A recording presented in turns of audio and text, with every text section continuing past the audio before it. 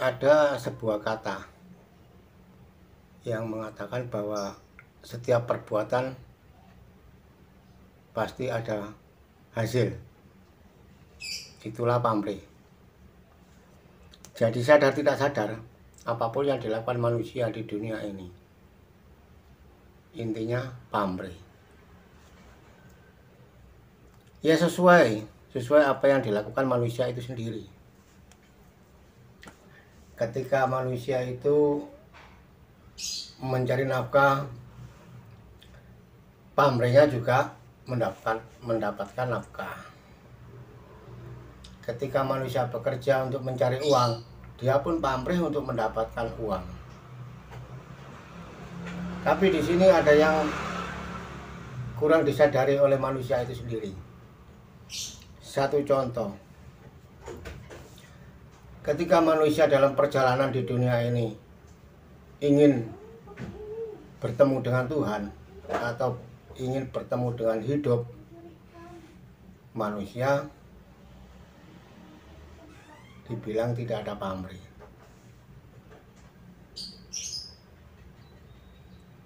Padahal kalau manusia itu sudah benar-benar ingin mencari Tuhan, pamrihnya juga akan ketemu Tuhan. Intinya kan begitu. Tetapi dalam hal ini manusia itu banyak menyimpang dari apa yang dituju. Jadi sudah menyimpang jauh apa yang dituju. Contohnya begini, ada orang itu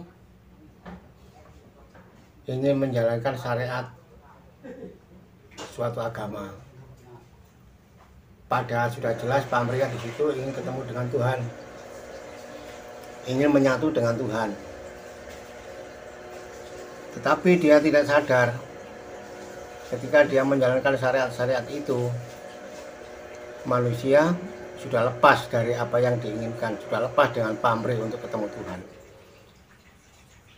Manusia sudah berkecimpung di ajaran-ajarannya. Manusia sudah sibuk dengan pengertian-pengertian ajaran-ajarannya itu. Tujuan utamanya sudah terlupakan. Ini sudah pasti. Ini sudah pasti. Satu contoh sekarang pada bulan puasa. Hakikat manusia bulan puasa itu apa? Semua manusia masih belum menyadari tentang hal itu. Hakikatnya adalah menjalankan rukun Islam, ya, rukun Islam. Kemudian pamrihnya agar masuk surga. Bukan pamrih untuk diampuni Tuhan, tetapi pamrihnya agar terlepas dari masuk neraka, biar tidak masuk neraka, kemudian masuk surga. Pamrihnya kan di situ. Padahal sebetulnya bukan itu. Hakikat manusia berpuasa itu dengan satu tujuan, yaitu agar bisa kembali ke asalnya, agar bisa kembali kepada Tuhan. Kalau dalam bahasa Jawa, mitos bahasa Jawa atau boleh dikatakan orang Jawa itu bilang kalau poso itu mepes rasa. Artinya itu mepes rasa itu menipiskan rasa. Rasa apa? Kembali ke rasa yang sebenarnya, yaitu rasa hidup. Ini dibersihkan. Artinya misalnya kan ada rasa-rasa ingin ini, ingin itu, dan lain sebagainya. Ini kalau dalam bahasa Jawa itu dipepes, ditekan sedemikian rupa agar nanti benar-benar ketemu dengan Tuhannya, merasakan keadilan Tuhan, merasakan kenikmatan Tuhan. Karena kenikmatan itu bukan bentuk, kenikmatan itu rasa. Saudara-saudaraku yang beragama Islam pada saat ini sedang menjalankan ibadah puasa, sadar atau tidak sadar bahwa di dalam dirinya itu ada hal-hal yang tidak mungkin pernah ia rasakan atau tidak mungkin pernah ia sadari. Misalnya ketika satu hari penuh yang ditunggu hanya satu, yaitu waktu maghrib, yaitu berbuka puasa.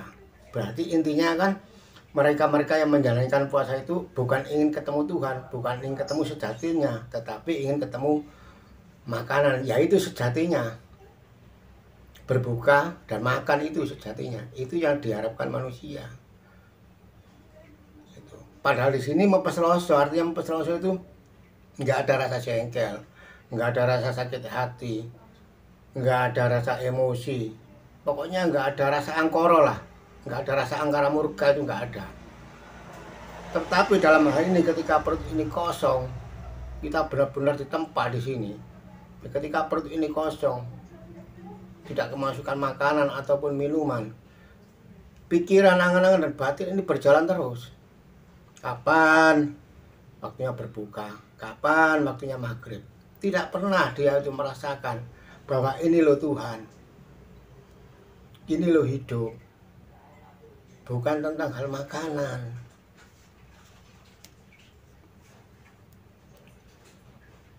Dalam hal ini masih banyak manusia itu menyimpang dari ajaran Tuhan. Padahal Tuhan sudah menurunkan yaitu Rasul. Rasul kan artinya roh, itu yang usul. Usul apa? Manusia ini diatur perjalanannya, diatur perilakunya. Manusia ini diatur akhlaknya. Yang mengatur siapa? Ya Tuhan itu sendiri. Tetapi manusia tidak pernah merasakan itu yang sebenarnya. Budi pekerti juga diatur oleh Tuhan. Tetapi manusia tidak menyadari tentang hal itu. Dia terlalu sibuk dengan ajaran-ajarannya. Dia mengatakan bahwa ini ajaran agama, ini ajaran bukan ajaran Tuhan.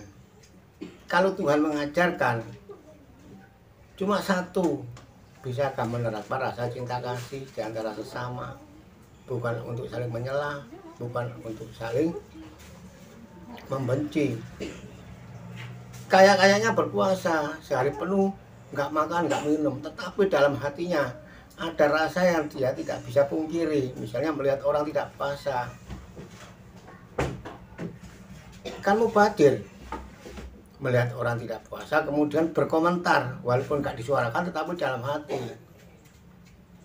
Yang namanya kafir lah, yang namanya murtad lah, nggak menjalankan perintah agama lah. Agama itu apa? Agama itu bukan bentuk, agama itu cuma sebutan. Tetapi kalau Tuhan itu bukan hanya sebutan, Tuhan itu nyata. Coba lihat leluhur-leluhur dahulu, ketika dia betul-betul mencari kepada Tuhannya. Dulu Tuhan memang diam, tapi ketika manusia itu mencari dengan berbagai macam cara ditempuh, istilahnya babat alas, perintangan apapun dihadapi, dan begitu ketemu dengan Tuhannya, dia tahu yang sebenarnya. Oh ternyata ini.